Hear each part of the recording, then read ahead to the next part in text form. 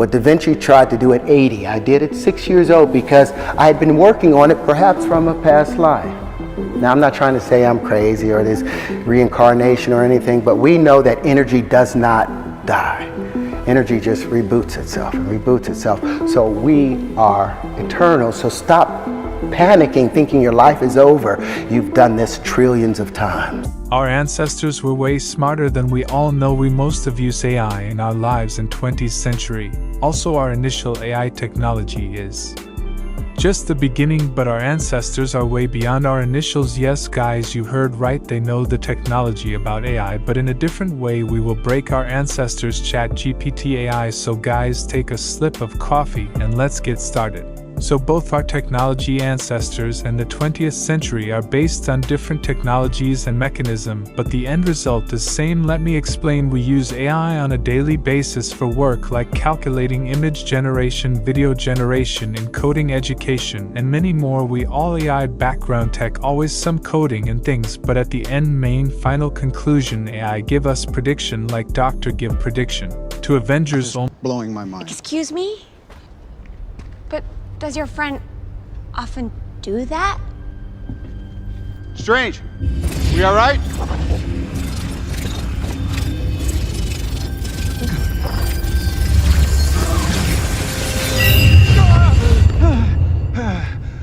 Be back here.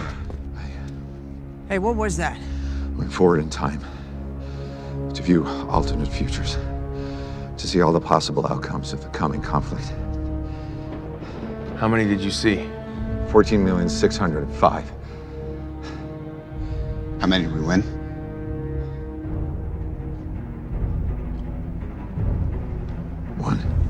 One possibility of winning from 14,605,000. This is called predictions.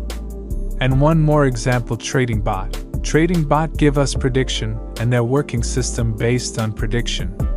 The prediction always based on previous data or future exceptional data. Many things happen in the background of AI technologies like machine learning, calculating things, deep learning, connecting dots, and many more. From our childhood, almost we all know about round crystal balls that predict the future, past, and things we also see in the most famous movie series Harry Potter scene. So the crystal ball used by our ancestors like AI tools we use in this era. But don't worry, I also break down the behind science and mechanism of crystal ball that blow your mind.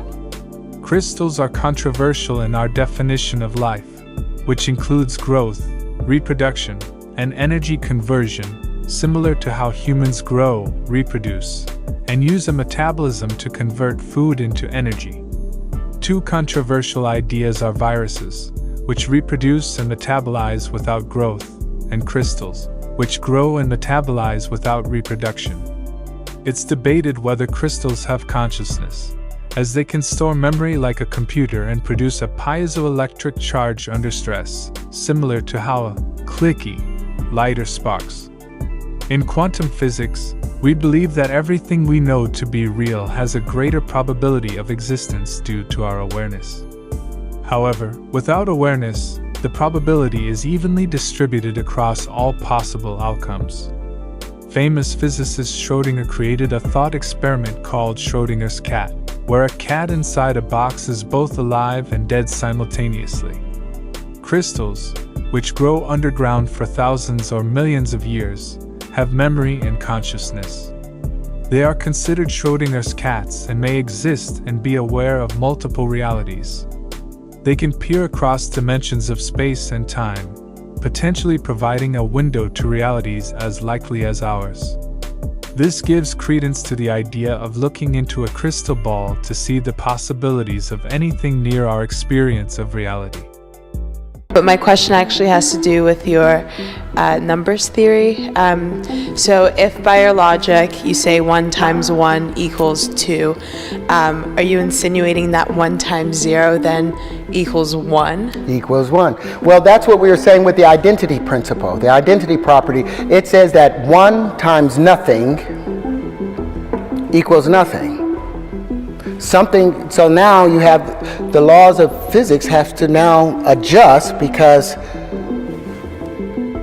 something just disappeared. Conservation of energy, energy can't be created or destroyed. So if 1 times 0 equals 0, then what happened to the energy of the 1? Isn't that the same problem that Stephen Hawking was talking about with the event horizon and the information going in and still being present, that conflict that was started? Well, that's because of the math. The principles in the math are not founded on truth. It's not founded on substance. The identity principle, anything times 0 is 0 and anything times 1 is 1. Where is that number? Where is that exemplified in nature or in universal phenomena? Is it? Do you see that? So then, are you saying that 1 times 5 would be 6? Yes. Well, what does it say in the associative and commutative thing? So you're if A and B proposing- are positive integers, it says if A and B are positive integers, A is to be added to itself as many times as is indicated by units in B. So you're not proposing an audit, you're proposing like a Well, I'm not the first one reconstruction to of say the way we we need to do understand this. math. You know what's interesting? In 1856, a man from Liverpool named Richard Dover Statter challenged the Dewey Decimal System and said that it was wrong and created an entirely new system to show how it can be brought into correction. So I'm not the first person to state this. It's a number of people did it, but look up Richard Dover Statter. Try and find him. You won't find him because he's been erased from history almost. What Dr. Robert Lanza proposes in biocentrism, so that may be of interest to you if you haven't read that text. But about 5 years ago, you spoke about harmonic wave sequencing and how that could harmonic wave resequencing, and how that could possibly solve cancer or genetic ailments within the next 5 years. I think that was about 5 years ago. So is there much progress on that? And how do you propose that this resequencing would actually recode people's genetics in order to prevent them from getting these ailments? Simple. Our DNA is made up of what? 5 elements, right? Hydrogen, carbon, nitrogen, phosphorus, and oxygen. Do you know how they're arranged? The phosphorus sits right here in the middle, and you've got 4 oxygen atoms surrounding it. Then there's another phosphorus, 2 more oxygen atoms. Now these are the legs of that double helix. These are the legs. Now the latter steps on it, they become the adenine, the guanine, the cytosine, and thymine, the ATCGs. It turns out hydrogen, they used to think that energy, the body transferred or understood the energy information through electricity. They're finding out it's through frequency. Well, guess what hydrogen sounds like? It's a key of E. Guess what, and it's the color yellow. That's what proper physics gets you to. Oxygen is a chartreuse and it's the key of F over F sharp. Now they used to, like I said, information used to be thought about as just electrical information passing on. But I got a question for you. Have you ever been at a party with some of your friends you ain't seen in 10 years, but y'all was like 14, you hung out and there's a song that came on and you was like, and everybody got up and was live at that moment. Now say 10 years later you got a friend with you. He's a good guy, but he wasn't there when me and my boys formed this. So when that song comes on, our DNA tightens. There's a particular song, a scale in the genomes for each and every one of us. Now when that song is played, when your particular prime resonant frequency is played, guess what happens?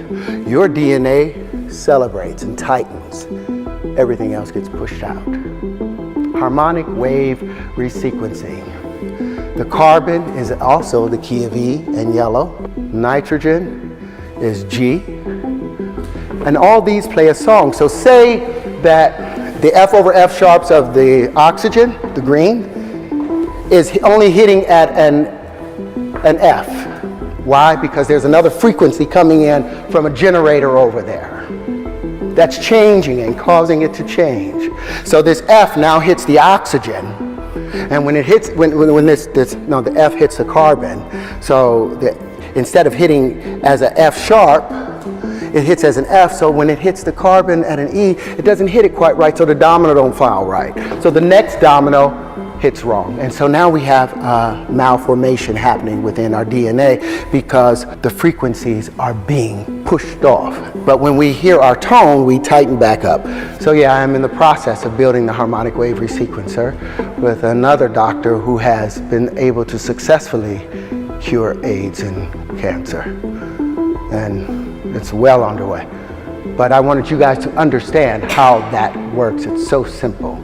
You do not need to tear the human body apart when all you can do is use frequency to bring it back to its normal space. Do you think that the reason that we have like economic crises, for example, is because we are not understanding our numbers correctly according to your theory? Well, I think we have an economic problem because we are the only creatures in this universe that use currency.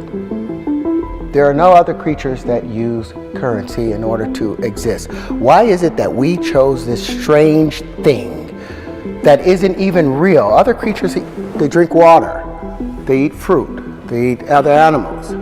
We exchange with currency, and our system of exchanging with currency is flawed because of greed.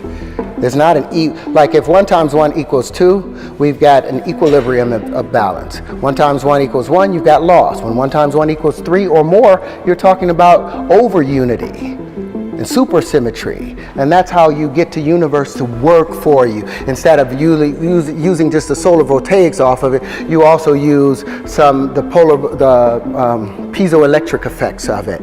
You use other things to make greater unity. But 1 times 1 equaling 1, when it could also equal a pound times a pound equaling a pound, when it could also equal $4 or $10 or $100, does that make sense to you? Do you think the banks are abusing that? What's a quarter times a quarter? If I ask anybody in this room, what's a quarter times a quarter? That's 25 times 25. The computer will the calculator will tell you 6.25 cents.